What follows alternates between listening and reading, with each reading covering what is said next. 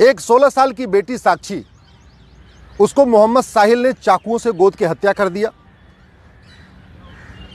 30-35 बार चाकू मारने के बाद भी पेट नहीं भरा तो पत्थल से कुचल के, पत्थल, पहले पत्थलबाजी करते थे, अब तो पत्थल से कुचल रहे हैं, सर को कुचल रहे हैं।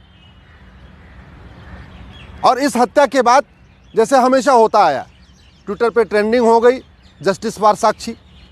बहुत सारे लोगों ने फेसबुक पे फोटो शेयर कर दिया, साक्षी को न्याय दो। कैंडल मार्च हो गया, साक्षी के हत्यारों को फांसी दो। नेताओं के भी बयान आ गए, बहुत सारे अपने आप को जो हिंदू हितैषी कहते हैं वो भी अपने बयान दे रहे हैं। और हमेशा ऐसा होता है,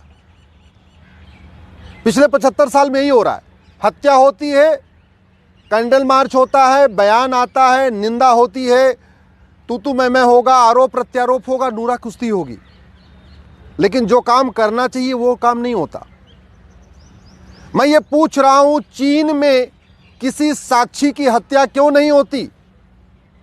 सिंगापुर में कोई साहिल मोहम्मद आके किसी साक्षी को क्यों नहीं मार देता? कोरिया में किसी मोहम्मद साहिल की इतनी हिम्मत क्यों नहीं पड़ती कि वहां के किसी साक्षी को मार दे?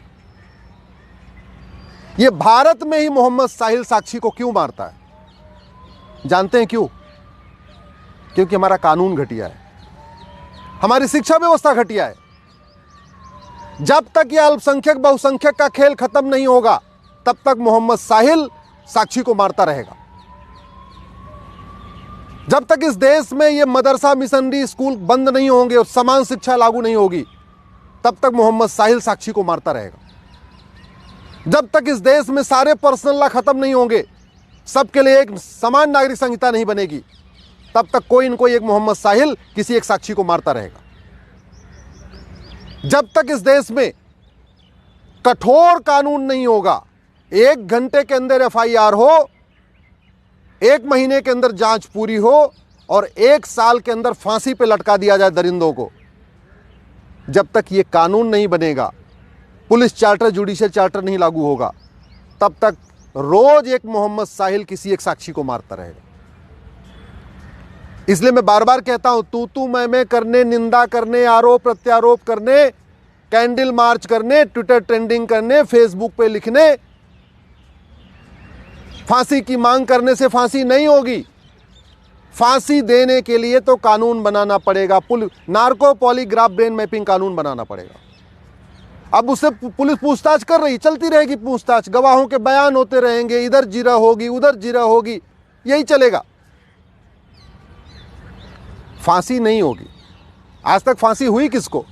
कमलेश तिवारी के हत्यारों को फांसी हो गई क्या? बादल के हत्यारों को फांसी हो गई क्या? डॉक्टर नारंग के हत्यारों को फांसी हो गई? हिना तलरेजा के हत्यारों को फांसी हो गई? अंकित सक्सेना के हत्यारों को फांसी हो गई? कितने हत्यारों को फांसी हुई? इसके बावजूद फांसी मांग करते रहते। अरे भैया, फांसी की मांग करने से फांसी होनी होती तो अब तक 1000-2000 को फांसी हो गई होती, किसी को नहीं हुई। और कोई ऐसा दिन नहीं गुजरता जब भारत में कहीं न कहीं एक जगह किसी न किसी साक्षी को या तो लफ्ज़ में नहीं फंसा लिया जाता और नहीं अगर फंसती है तो मार नहीं दिया जाता। देखते देखते अफगानिस्तान में खत्म हो गए, पाकिस्तान में खत्म हो गए, बांग्लादेश में खत्म हो गए, हिंदुस्तान के 9 राज्यों में खत्म हो गए। भारत के 200 जिलों से पलायन हो रहा है। इसके बावजूद भी अभी जो काम होना चाहिए उसकी मांग करते ही नहीं। टीवी में डिबेट होती है लेकिन जिहाद का समाधान क्या, उस पर चर्चा नहीं होती। पुलिस रिफॉर्म, जुडिशियल रिफॉर्म करना पड़ेगा जिहाद को रोकना है तो। ये जो विशेष कानून, विशेष दर्जा, विशेष योजना, विशेष जो स्पेशल स्टेटस है, इसको खत्म करना पड़ेगा। ये अल्पसंख्यक बहुसंख्यक का कॉन्सेप्ट खत्म करना पड़ेगा, माइनॉरिटी मेजॉरिटी का कॉन्सेप्ट खत्म करना पड़ेगा, मदरसा मिशनरी स्कूल बंद करना पड़ेगा, गुरुकुल शिक्षा लागू करनी पड़ेगी, वैदिक शिक्षा लागू करनी पड़ेगी, जिससे क्या खाना है क्या नहीं खाना, क्या पढ़ना है क्या नहीं पढ़ना, क्या देखना है क्या नहीं देखना, क्या सुनना है क्या नहीं सुनना, इस चीज का भाव बच्चे में बचपन में डालना पड़ेगा। ये पर्सनल लॉ खत्म करके समान नागरिक संहिता लागू करना पड़ेगा, तब जाके सबके बीच में प्रेम बढ़ेगा, तब जाके साक्षी बचेगी। ऐसे नहीं बचेगी बतौलेबाजी करने से, भाषणबाजी करने से। घुसपैठियों के खिलाफ फांसी देने का कानून बनाना पड़ेगा, जिहादियों को फांसी देने का कानून बनाना पड़ेगा। और न्यायिक व्यवस्था ठीक हो, न्यायिक व्यवस्था 1 साल के अंदर सजा होना शुरू हो जाए, इसके लिए जुडिशियल चार्टर लागू करना पड़ेगा। मेरा आप लोगों से हाथ जोड़ के निवेदन है, इस वीडियो को घर घर पहुंचाइए, अधिक से अधिक शेयर करिए। बहुत हो गया तू मैं, बहुत हो गया नूरा कुश्ती, बहुत हो गया आरोप प्रत्यारोप। इससे कुछ नहीं होने वाला, न जिहाद रुकेगा, न मजहबी उन्माद रुकेगा, न साक्षी बचेगी। देश को बचाना है, सनातन संस्कृति को बचाना है तो कानून बनाना पड़ेगा। Police reform, judicial reform, election reform करना पड़ेगा, एजुकेशन रिफॉर्म करना पड़ेगा। इसलिए मेरा आपसे निवेदन है, इस वीडियो को अधिक से अधिक लोगों तक पहुंचाइए।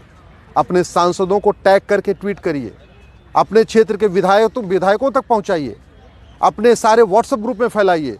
लोगों को पता चलना चाहिए कि समाधान कानून बदलना ही है। कानून बदलने से समाधान होगा, अच्छी अच्छी बातें करने से नहीं।